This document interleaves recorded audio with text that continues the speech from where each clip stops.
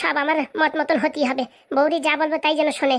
আরে ঠিক আছে, এক ঘরে নয় 10 ঘরে খুঁজবো, একটা না একটা পেয়েই যাবো। আর তুই যেরকম বলেছিস না, আমি ফোনে এক জায়গায় কথা বলেছি, ওরকম একটা মেয়ে আছে। কি বলছো? এই পৃথিবীর বুকে এরকম মেয়ে আছে যে তার স্বামীর কথা শুনবে?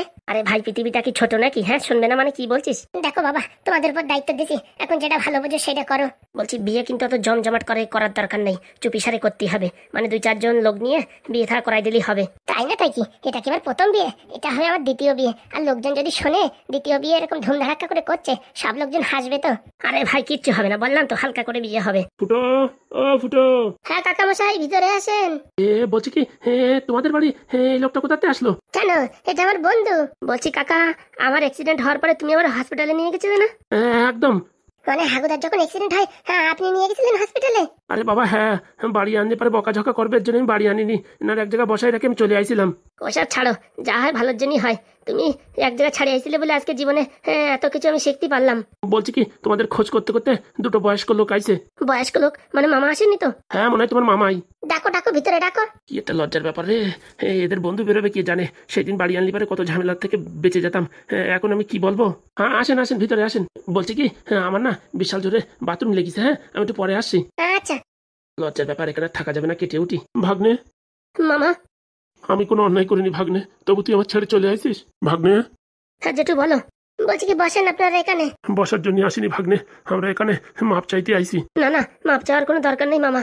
দেখো ভাগ্নে, সত্যি করে বলছি, এই যে ঘটনা ঘটেছে না, আমি এ বিষয়ে 4 আনা কিচ্ছু জানি না। যা করেছে সব আমার বউ করেছে। আমার বউর সাথে ভীষণ ঝগড়া হয়েছে, এখন আমাদের ছাড়াছাড়ি অবস্থায় চলছে। মানে এই বয়সে আবার ছাড়াছাড়ি? না না মামা, আমি কিছু মনে করিনি, যা হয়েছে হয়ে গেছে। আপনারা ভালোভাবে থাকেন সেটাই আমি চাই, এর জন্যই তো বাড়ি ছেড়ে চলে আইছি। হ্যাঁ, আমি তোমাদের কাছে টাকা পয়সাও কিছু ফেরত চাইবো না। আর যেরকম চলছে সেরকম চলুক। আর যদি তোমার কোনো সাহায্য লাগে বলো, আমি যতটুকু পারি ততটুকু করার চেষ্টা করবো। বলছি ভাগ্নে, তুই যে সাহায্য করেছিস সে ঋণ আমি কোনোদিন শোধাতে পারবো না। এরকম কথা বলো না মামা, আমার যখন শরীর খারাপ, রাস্তায় রাস্তায় ধাক্কা খাই, তখন তুমি আমায় আশ্রয় দিয়েছো। আমায় সুস্থ হওয়া পর্যন্ত তুমি আমায় আগলে রেখেছো। তোমার জন্য যেটুক করেছি ওটুক তো কম। শোনো ভাগ্নে, ব্যাপারটা এখনো সেই জায়গা নেই। নারায়ণের সাথে নারায়ণের বউর ভীষণ ঝগড়া হয়েছে, ওর বউ চলে গেছে। আর বলিছে কি ওই বাড়ি নাকি বিক্রি করে বিষয় সম্পত্তি সব নিয়ে নেবে। বাড়ি বেচে কিনে বিষয় সম্পত্তি নিয়ে নেবে মানে? জমি কার নামে? ভালোবেসে বউর নামে সবকিছু করেছি, বাড়ি ঘর দুয়ার সব ওর নামে। আজকেও আমায় এইভাবে রাস্তার উপর ফেলে দিয়ে চলে যাবে আমি কোনোদিন ভাবতে পারিনি। মানে বিষয় সম্পত্তি সব তোমার বউর নামে? হ্যাঁ গো ভাগ্নেরা, হ্যাঁ। এর জন্যই বলি মেয়ে ছেলের নামে কিছু না করাই ভালো। আবার তোমরা আমার ঝোর জবস্তি করে বিয়ে দিতে চাচ্ছ। আরে শালা, বিয়ে করবি তাতে অসুবিধা কি? তোর নামে তো কিচ্ছু নেই, আর তোর বউর নামে কি থাকবে? বলছি মামা, এখন আমার বউ আমার একটা অফার দিয়েছে, বলিছে 3 দিনের ভিতরে যদি 10 লাখ টাকা নিয়ে আসো, বিষয় সম্পত্তি সব তোমার নামে লিখে নাও, নাহলে আমি এসব বিক্রি করে সব তোমার ভিটে বাড়ি বিক্রি করে চলে যাব। দেখো বাবা, এখন আমার কিচ্ছু করার নেই। আমি ভাবিছি বৃদ্ধাশ্রমে চলে যাব, তাই ভাবলাম যাওয়ার আগে তোমার কাছে একটু ক্ষমা চেয়ে যাই, তার জন্য আইসি ভাগ্নে। দেখো মামা, আমার কাছে এখন অত টাকাও নেই যে আমি তোমার ওই বাড়ি ফিরিয়ে দেবো। যদি আমার কাছে টাকা থাকতো না, অবশ্যই তোমার বাড়ি আমি তোমায় ফিরিয়ে দিতাম। মাথায় আমার একটা বুদ্ধি আইছে। কি বুদ্ধি ফুটোদা? বলছি আমাদের ফ্যামিলিতে লোকজন অনেক, আর তোমাদের বাড়ি যে অবস্থা, ওই জায়গাটা যদি আমরা কিনে আর ঘরটা একটু যদি মেরামত করে থাকার ব্যবস্থা করে নিই, তাহলে কেমন হয়? কি বলছো বন্ধু, ওই বাড়িটা কিনবে? মামার ভিটে বাড়ি সম্পত্তি আমাদের হাতে থাকবে। এখন দেখো তোমার মামা কি বলে। বলছি মামা, আমরা যদি ওই বাড়িটা কিনে সবাই মিলে ওই বাড়িতে একসাথে বসবাস করি তাহলে কেমন হয়? সেটা তো খুব ভালো কথা, কিন্তু ভাগ্নে আমার কাছে তো ফুটো করিও নেই। টাকা নিয়ে টেনশন নেই, টাকার ব্যবস্থা ঠিক হয়েই যাবে। আমাদের কাছে যা আছে হালকা কিছু কম পড়বে হয়তো। বলছি কি, তোমার বউ কি সব বিষয় সম্পত্তি লিখে দেবে? হ্যাঁ, টাকা দিলে তো দিতেই হবে। তাহলে এই বিষয় সম্পত্তি ফুটোদার নামে লেখার ব্যবস্থা করো, টাকা আমরা দিয়ে দেবো। টাকা দিতে পারে একটা শর্ত আছে, ওই বাড়িতে সবাই মিলে থাকতে হবে। বলছি কি ভাগ্নে, হ্যাঁ আমিও থাকবো। হ্যাঁ সবাই। বলছি কি, আমি কিন্তু মাসে তাহলে কিন্তু খাওয়া খরচা দেবো। তাহলে আর ও বাড়ি থাকতে পারবা না, ওখান থেকে বিদায় নিয়ে নিতে হবে। কেন? বাড়ি সবার বাড়ি। হতে পারে আমার নামে বা ঢ্যাবনার নামে, যে কোনো একটা মানুষের নামে আর কি জমি জায়গা লেখা হবে, কিন্তু বাড়ি হবে সবার বাড়ি। সবাই মদ মস্তি করে থাকা হবে। বাড়ির নাম রাখতে হবে অতিথি ভবন। ঠিক বলেছো, খুব ভালো নাম। তাহলে দেরি করে লাভ নেই, ওদিকে আবার অন্য জায়গায় যদি জমি বিক্রি করে দেয় তারপর আর এক জ্বালা। বলছি কি, আপনার বউ কি আমার নামে লিখে দেবে? টাকা দিলি কেন দেবে না? তাহলে দেরি করে লাভ নেই, কালকে সকালে কথাবার্তা বলে ফাইনাল করে দিতে হবে।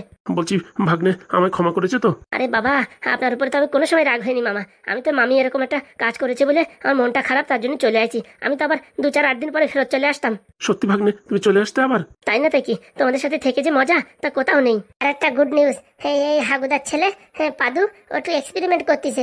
যদি সেটা কাজে খেটে যায় না, হাগুদা তার পুরনো বিষয় সম্পত্তি, এমনকি তার স্মৃতিশক্তি সবকিছু ফিরে পাবে। তাহলে তো খুব ভালো হয়। শোনো, আমি যা বলছি, তোমরা যা করো তা করো, দুবেলা যেন হাগুর হাতের চা আমি খেতে পারি, মানে ভাগ্নের হাতের চা। আরে টেনশন করো না, যদি ওটা সাকসেসফুল হয়ে যায় না, আমরা এই গ্রামের ভিতরে একটা লাড়ি লাপ্পা চার দোকান দেবো। সত্যি কত সুন্দর নাম, লাড়িলাপ্পা। তাহলে আর কোনো কথা হবে না, আমি এখন গ্রামের প্রধানের সাথে কথাবার্তা বলে সবকিছু ফাইনাল করার ব্যবস্থা করছি। করো মামা করো, তাড়াতাড়ি করো। বলছি তাহলে নারায়ণরে আজকে আমার বাড়ি নিয়ে গেলাম, ওখানে গিয়ে আগেতে সব ফাইল সবকিছু রেডি করতে হবে। কালকে সকালবেলা তোমরা এসে টাকা পয়সা দিয়ে গ্রামের লোকের সামনে সিগনেচার করাই নিলেই হবে। বলছি বাবা, কার নামে বাড়িটা হবে? ফুটো শর্মা। বয়স কত দেবো? 55 দাও। আর খাবি ঢ্যাব না, তাহলে এক কাজ করো 25 দাও। হ্যাঁ তাহলে ঠিক আছে। তাহলে আমরা লেট করবো না, এখন বেরোয় যাচ্ছি। বলছি মামা, সকালে কিছু খাওয়া দাওয়া করেছো? খাওয়া লাগবে না রে ভাগ্নে, যে কথা শুনলাম না আমার মন প্রাণ সব ভরে গেছে। আমার এখন আমার আর বউর প্রতি সেরকম ভালোবাসা নেই, যেরকম ব্যবহার করিছে আর ভালোবাসা নেই। এখন তোমরা সাথে থাকলে আমি তাতেই খুশি। কেন মামা, একটা বিয়ে কিন্তু তোমার দিতেই হবে। আর বিয়ে ভাগ্নে? এই যে আমার বন্ধু ঢ্যাবনার বিয়ে। আরে মামা এসে ভুংচুং কথা বলছে, এখনো মেয়ে খুঁজে পেলাম না, আর বিয়ের কথা। আরে মেয়ে নিয়ে কোনো টেনশন নাই, আজকেই দেখে ফেলাবো মেয়ে। ঠিক আছে, ও বিয়ে একটা কেন, তিনজনের দরকার হয় 3টে করাই দেবো, কোনো সমস্যা নাই। আগে গিয়ে দেখি ওই ঝামেলাটা মিটানো যায় নাকি। আমরা গিয়ে ফাইল টেল রেডি করছি, ঠিক আছে? তোমরা সকালবেলা চলে এসো। আচ্ছা মামা। এখন একটু হাত ছেড়ে বাঁচলাম। বলছি বন্ধু, অনেক ভালো হয়েছে বন্ধু, তুই আমার এখানে নিয়ে আসিস। তার জন্য নিয়ে আসি খালি খালি না, আমার একটা স্বার্থ আছে। ভাগ্নের চা না খাতে পারলি আমার পেটের ভিতরে মোচড় মারি ওঠে, বুঝতে পারিস? বলছি বন্ধু, তাহলে আমার ভালোবেসে কাজটা করিস নি? ভালো তো তোরে বাসি, কিন্তু ভাগ্নের চা না হলে যে আমি থাকতে পারি না। তাহলে হাগুদা চলো মেয়ে দেখতে যাই ঢ্যাবনার জন্য। বলছি ভাই, তোমাদের কোনো আপত্তি নেই তো আমার সাথে অত লোকজন থাকলে পারে? হাগুদা তুমি ভুলে গেছো, বুঝতে পারিস? আমরা যে আগে ফ্যামিলিতে কত লোক ছিলাম তুমি ভুলে গেছো। আমার মাঝে মাঝে মনে হয় আগের কথা কেন মনে পড়ছে না আমার। ও সে মনে পড়ুক আর না পড়ুক, মোটামুটি আমরা সবাই একসাথে থাকবো। হ্যাঁ হ্যাঁ সেই কথা। হাগুদা, ও হাগুদা, কি হলো হারামজাদা, ডাকছিস কেন? বলছি এই পাদু ভাগ্নে ডাকতেছে, তোমার একটু রক্ত নেবে, টেস্টিং করবে, কি একটা এক্সপেরিমেন্ট করতেছে। হ্যাঁ আসি আসি, চলো। বলছি বন্ধু তুমি আসবা না? আমার রক্ত নিচ্ছে, তুমি আসবা না? শোনো হাগুদা, ওই ইঞ্জেকশন দেখলি না, আমার পরানো কাটিয়ে ওঠে। হ্যাঁ হ্যাঁ আমি যাতে পারবো না, ঢ্যাবনারে পাঠাচ্ছি। ও ঘুরে আমিও পারবো না, ওই ইঞ্জেকশন সুই দেখলি পারে আমার এই মাজার লুঙ্গি ঢিলে হয়ে যাবে না। বলো আমি বন্দুকের সামনে যাচ্ছি, কিন্তু আমি ওই সুইয়ের সামনে যেতে পারবো না। ঠিক আছে আমি একাই যাচ্ছি। ভগবান আমার স্মৃতিশক্তি যেন ফিরে পাই। দেখেছিস ভগবানের কি খেলা, সব একটার পর একটা সেটিং। আবার আমাদের গ্রামের মতন পরিস্থিতি হয়ে যাবে, সবাই একসাথে। বলতেছি এই সুখীর সংসারে আবার বিয়ে করে আমি ঝামেলা বাধায় নেবো না তো? ওরে শালার বিটা, তোর সেই সময় কি বুঝাচ্ছি? আমরা তো আছি, আর ক্যাবলা মেয়েদেরকে বিয়ে করব, তোর উপরে কোনো সময় চিচামেচি করবে না, দেখো কিন্তু। আরে পাগলা খাপা, বাড়ি 10-15 জনের রান্না করতে গেলি পারে বিটা মানুষের হালত টাইট হয়ে যাবে। উপরে তো যা গরম পড়িছে, তো লুঙ্গিতেও কাজ হচ্ছে না। আমি ভাবতেছি কি একটা নাইট প্যান্ট কিনবো। আরে ওই নাইট ফ্যান না কিনে লুঙ্গি কেন, বিরাট কাজে দেবে, বুঝতে পারিস? গরম শীত বর্ষা শীত হেমন্ত, মানে সবসময় কাজে লাগবে। সে দেখা যাবে না, চল দেখি। এখন একটু বাইরে যে হাগু করে আসি। হ্যাঁ আমি সেই কথা বলবো ভাবিছি, যে হাগুদার যতক্ষণ টেস্টিং চলে ততক্ষণ আমরা হাগু করে আসি, তারপরে মেয়ে দেখতে গেলে হবে না। ও বাবা, তোকে যে বললি বিয়ে করবি না, এখন তো দেখি ভারী চুল করে উঠিছে। আরে তোমাদের জন্য, আমি তো করতে চাই না। এখন তোমরা এত করে বলতেছো রান্না করার লোক লাগবে, তার জন্য তোমার এই বিয়েটা দিতাম। এখন তোমার কিডনির উপরে প্রেশার দেওয়া যাবে না বলে তোমার দিচ্ছি না। চল চল চল তাড়াতাড়ি চল। বলছি কি বাবা একটু আস্তে খাও, কিরকম আওয়াজ হচ্ছে? পয়সা দিয়ে খাচ্ছি, আওয়াজ হবে না তো কি? না শ্বশুর মশাই কোনো সমস্যা নেই, তুমি খাও, কবজি দিয়ে খাও। বলছি কি জিজু তুমি কিছু খাচ্ছ না কেন? আমি কি খাবো, আমি তো চৈতালির দিক তাকিয়ে তাকিয়ে আমার পেট ভরে যাচ্ছে। এত সুন্দর, ওগো সুন্দর, তুমি এত সুন্দর কেন গো? সত্যি দাদা বাবু খুব রোমান্টিক। বলছি খাইয়ে দেবো তোমায়? দেবা, খাইয়ে দাও তাহলে। বলছি বাবা সবকিছুই তো ঠিক আছে, এর সাথে একটু বাংলা হলি যা হতো না। দেখো না ওইটা আর কি বলে দেখো না, একটা বাংলার ব্যবস্থা করতে পারি কি? বাবা কি বলছো তুমি? এই থুড়ি থুড়ি ভুল হয়ে গেছে, লাগবে না লাগবে না, কিচ্ছু লাগবে না মা, তুই রাগ করিস না। এর জন্য তোমায় কোথাও নিয়ে যেতে ইচ্ছা করে না। ছাড়ো ছাড়ো, বাবার অভ্যাস তো, তার জন্য একটু বলিছে। ও নিয়ে তুমি মন খারাপ করো না, তাড়াতাড়ি খাওয়া দাওয়া করে নাও, আবার একটা টিভি কিনতে যেতে হবে যে। এরকম জামাই বাবা কোথাও দেখো, তুমি যা বলছো তাই শুনছে, আমি যা বলছি তাই শুনছে। হ্যাঁ আর তুমি এখানে বসে এসে উল্টোপাল্টা কথা বলছো।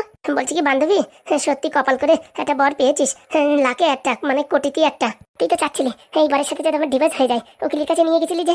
ছি ছি, এসব কথা বলিস না, জিজু শুনলে আমায় খারাপ বলবে। বলছি ও শালি রানী, তাড়াতাড়ি খাও, ওইভাবে বসে থাকলে হবে? আমারটা এখনো দিল না যে, বেস্ট ফ্রাইড রাইস চেয়েছি। আরে দেবে তো, একটু বানাবে তো, ওদেরও তো হাত খালি থাকার দরকার নাকি? বলছি শ্বশুর মশাই আপনি টেনশন নেবেন না, এখন খান, বাড়ি যাওয়ার পথে রমেনের দোকান থেকে বড় দেখে 2টো বাংলা নিয়ে নেবো। বলছি বাবা তোমার আমার একটা শটান হয়ে প্রণাম করতে ইচ্ছা করতেছে। কে বলতে তুমি আমার ছোট, কে বলতে তুমি আমার জামাই হও, তবুও মন মানছে না। মনে হচ্ছে কি শটান একটা, মোটামুটি তোমার একটা নমস্কার করি। হ্যাঁ আমার মনের কথা যে তুমি কি করে বোঝো, আমি আর কি করে বলবো। মেয়েটা তোমার দিয়ে যে আমি কি ধন্যবাদ হয়েছি, তা আমি ভগবানটাও ধন্যবাদ দিতে পারতেছি না। হয়েছে হয়েছে, সারা জীবন আপনারা এইটুকু ভালোবাসাই চাই, আর কিচ্ছু চাই না। ভালোবাসা কি যে বলো, তোমার জন্য আমি চিরাং ভরে ভালোবাসা উঠে রাখিছি। পৃথিবীর কেউ যদি ভালো না বাসে না, আমার কাছে আসবা, আমি তোমার সবসময় ভালোবাসবো। তাড়াতাড়ি খেয়ে নিন, হ্যাঁ আবার লেট হয়ে যাবে। বলছি বাবা, ওই টিভি কিনবা, ওতে আবার ওই কার্টুন আসবে তো? সব আসবে বাবা, সব আসবে। বলছি কি, জিজুরি বলিস না আমার একটা ড্রেস কিনে দিতে। সে কথা আর বলতে, তো জিজুই নিজে বলেছে দুপুরবেলা যে তোমার বান্ধবীদের আজকে একটা ড্রেস কিনে দিতে হবে। সত্যি বান্ধবী, তুই এরকম বর কোথায় পাইছিস? দেখ তো এনার কোনো ভাইটাই আছে নাকি? আমার যে বর আছে না, তার ডিভোর্স দিয়ে মোটামুটি আমি আবার একটা বিয়ে করব। বাবা, এরকম বার কি হাজার হাজার পাওয়া যায় নাকি? আমি কত কষ্ট করে কতবার ওই ভোলেনাথের পুজো করে পাইছি। বলছি আমার খাবারটা যে এখনো এলো না। আরে বানাবে, তারপর তো আসবে না। কি হয়তো ব্যস্ত হচ্ছিস কেন? আরামসে খা। এমন করতেছিস মনে তোর হাগা লেগে গেছে, খাইয়ে এমনি বাগান চিরা দৌড় দিবি। ছি ছি ছি, ওইসব কথা বলিস না, দিদি শুনলে কি ভাববে? তোর জন্য আমার সুপটা ঠান্ডা হয়ে গেল। ও কি স্বাদ রে বাবা, কি শান্তি। বলছি চৈতালি, আর কিছু অর্ডার দেবো? আর এক প্লেট ললিপপ দাও। দাঁড়াও বলছি। বলছি আমার জন্য দিও। হ্যাঁ হ্যাঁ। বলছি জামাই, তোমার মাসে কত টাকা পেমেন্ট ঢোকে বলো তো? আমি দেখেছি অনেকে যারা মাসে 1 লাখ টাকা ইনকাম করে না, তারাও এত খরচা করে না। তুমি যে এরকম মচমচায় খরচা করতেছো, তোমার মাসে ইনকাম কত? ইনকামের কথা থাক, আপনি খাওয়া দাওয়া করুন। হ্যাঁ তাই তো, সকালে বিকেলে বাংলা পাচ্ছি, বিকেল হলি মাংস। আর আমার দরকার কি, আম খাচ্ছি, খাই, আবার গাছ খুঁজতেই যাই। বলছি বাবা, তুমি একটু খাও, তো তুমি রোগা হয়ে যাবা। সারাদিন তোমার অফিসের খাটনি, আর রাত্রিবেলা যদি একটু ভালো করে খাতি না পারো। হ্যাঁ হ্যাঁ, আপনি চিন্তা করবেন না, আপনি পেট ভরে খান। আমার নিয়ে টেনশন করো না বাবা, আমার সারাক্ষণ মুখ চলে বলে শরীরে একটু মাছ মাংস আছে। তুমি খাও বাবা, তুমি খাও। বলছি জানো, আর কিছু খাবা? আর আইসক্রিম খাবো। এখনই আনছি, দাঁড়াও। ওরে বাবা, ব্যথা লাগছে। কিচ্ছু হবে না, এই হয়ে গেছে। বলছি হাগুদা, তুমি যখন হাগু করো তখন কি তুমি পাদ দাও? বলছি আমার হাগুদা বলছিস আর আমার ছেলের পাদুদা বলছিস, মানে ব্যাপার কি? ব্যাপার হচ্ছে কি, তোমার একটু মনটা একটু ভটকানোর জন্য আমি এরকম কথা বলিছি। এই যে হয়ে গেছে। তুই তো ভারী ফাজলামো শিখেছিস। হ্যাঁ, আমার এমন কথা বলেছিস আমি টেরই পাইনি। বলছি কি বাবা, তোমার এখন একটা ইঞ্জেকশন দিচ্ছি, হ্যাঁ বিকেলবেলা কিরকম রেজাল্ট হয় আমার একটু বলো। বলছি বাবা, বিকেলের ভিতরে আমার স্মৃতিশক্তি ফেরত চলে আসবে?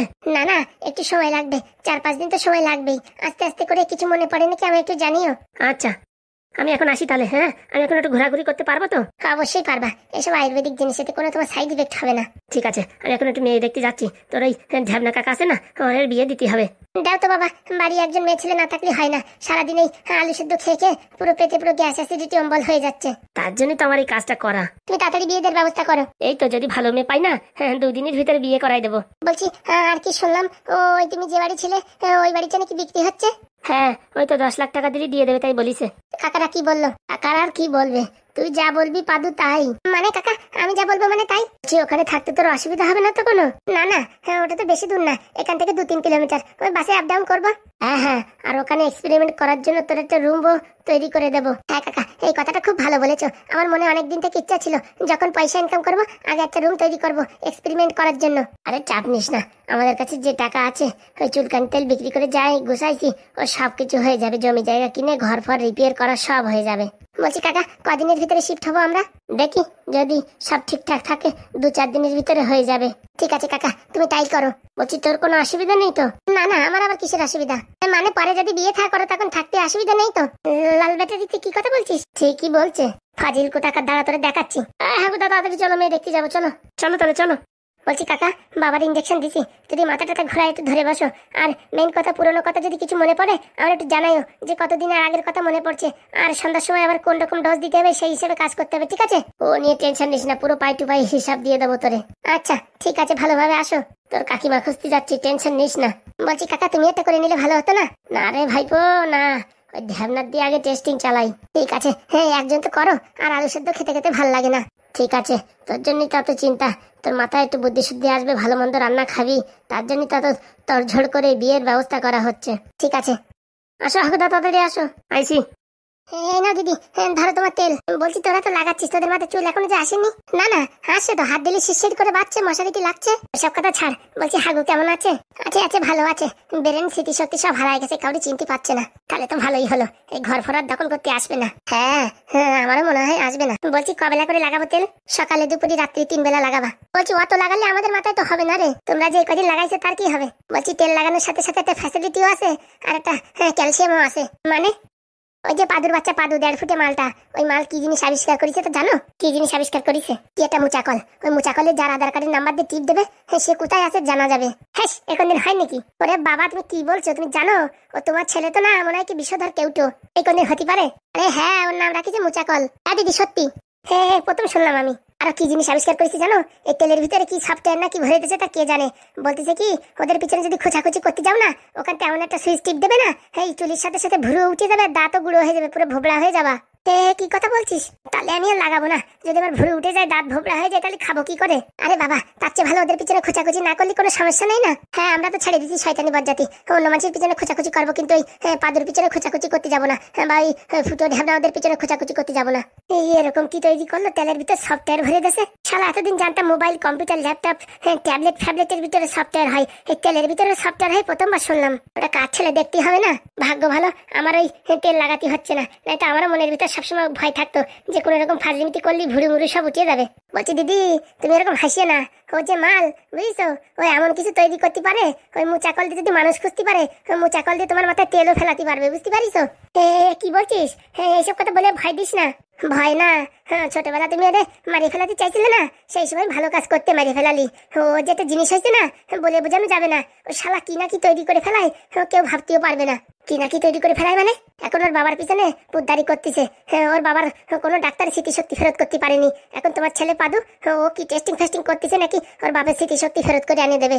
এই সর্বনাশ, স্মৃতিশক্তি ফিরে গেলি, হ্যাঁ আবার যদি আমাদের এই বাড়ি ঘর নিয়ে টানাচুলা করে, অত ভাইপালি হবে না। যেরকম চলছে সেরকম চলুক, যতদিন না আসে ততদিন আমরা ভাগ বাটোয়ারা করে খাইতে। আবার কি ঠিক বলেছিস, রিক্স নিয়ে তেল লাগাতেই হবে। তোদের মাথায় চুল উঠে যাবে আর আমি ভোবড়া হয়ে থাকবো, তা তো না।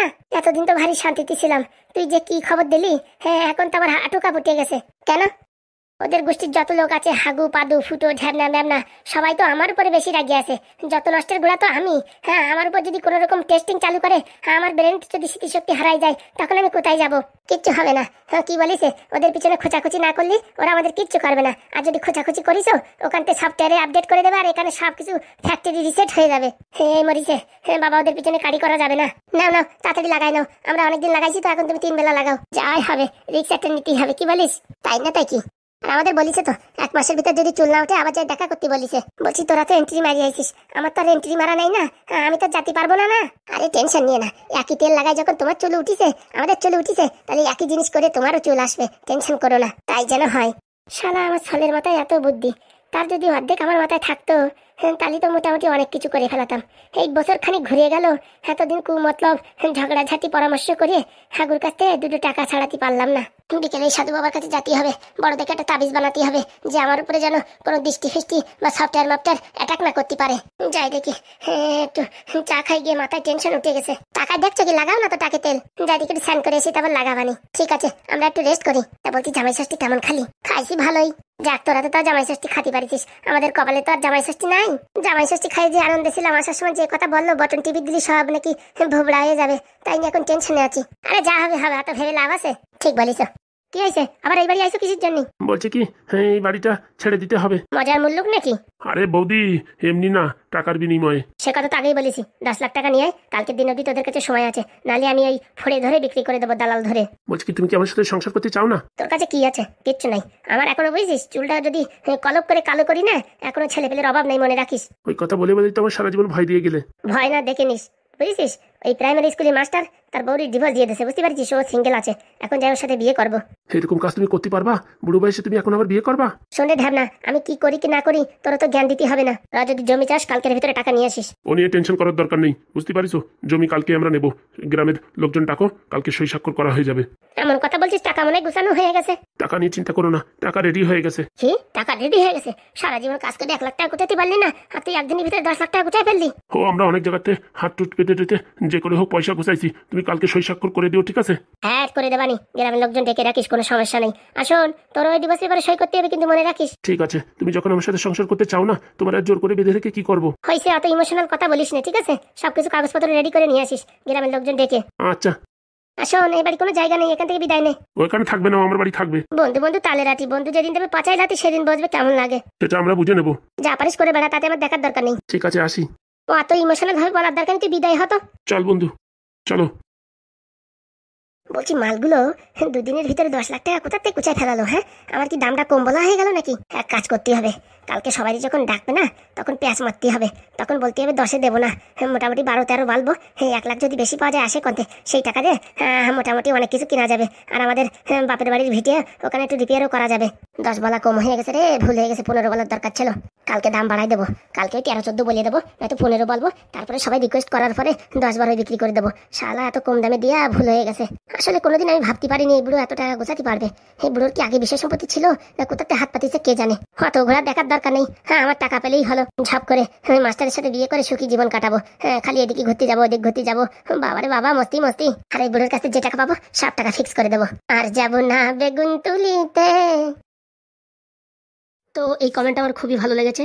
সত্যিকারে যারা ফসল ফলায় তারা কিছুই পায় না। থ্যাংক ইউ অরূপ ধারা ভাইকে অনেক অনেক ধন্যবাদ ভালো একটা কমেন্ট করার জন্য। আর আজকের প্রশ্ন থাকছে, কালকে আমরা ঢ্যাবনার জন্য মেয়ে দেখতে যাব, মেয়েটার নাম কি হবে? তোমরা একটু ফানি নাম বলো তো।